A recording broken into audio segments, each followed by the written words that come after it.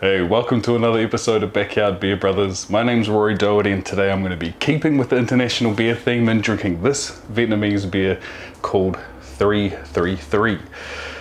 So, I feel like I'm always talking about the crazy heat here and this tin shed is blazing again. So I figured, why fight it? Let's just have a couple of beers that would remind me of some of the Asian heat. So, this Vietnamese beer. Heard definitely mixed reviews from this one. If we're looking at a untapped score, we're looking at it being a what was it? I think it was definitely under 3. It was 2.71. So, definitely the lowest scoring beer I've drunk on this channel so far. But if we have a little look at the beer, it's sort of what you'd expect to get from sort of, I suppose, a cheap. I wouldn't say cheap, that's a bad way of putting it, but just sort of your average run-of-the-mill sort of lager in that case. Definitely clear, sort of fair amount of carbonation. I don't even know what type of beer this is. I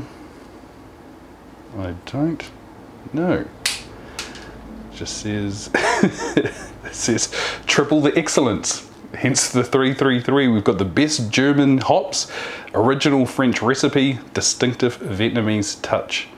I'll look it up in the description of what style of beer it's meant to be, but from that I'd say it's probably like a sort of draft or maybe a lager.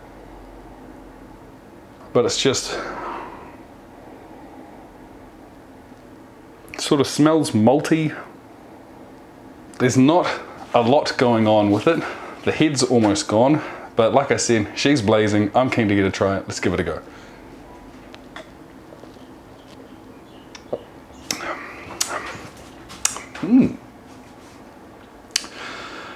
Flavor's gone already. It is sort of very crisp, very refreshing, not a lot to it. There's like a very faint bitterness at the back of my mouth, but yeah, it's just it's carbonated, it's wet. That's a stupid way to say it, but like there is not a lot going on with this one.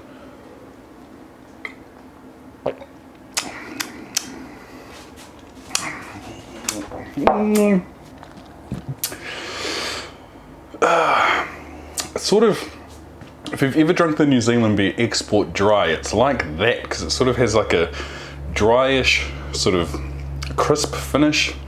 There's like a very subtle amount of maybe sort of like a malt flavor coming through, almost sort of biscuity on the very tip of your tongue. But I think I may have said sweet. It has a little bit of a sweetness, but right now I'm back to 0. But given the climate I have in the shed, it's actually very good.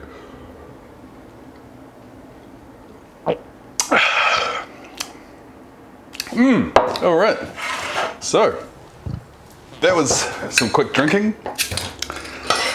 On to the next. So the questions: would I buy this again? Well, no, I wouldn't buy this here in Australia again.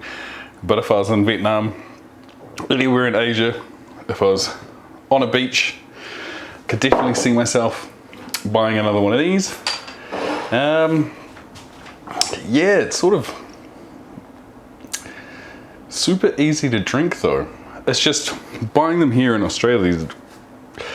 There's a couple other YouTubers I follow that review beers over here, and they talk about it. The tax on alcohol is ridiculous, so buying them here for the same as a sort of Australian beer, kind of ridiculous. But if you're on a beach in Vietnam and you're able to pick these up for whatever the currency is there, I think it's baht, but it'll be super cheap anyway. I could see myself doing that.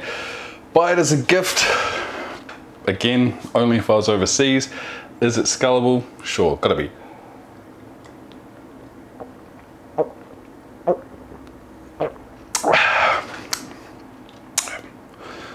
Definitely easy drinking though.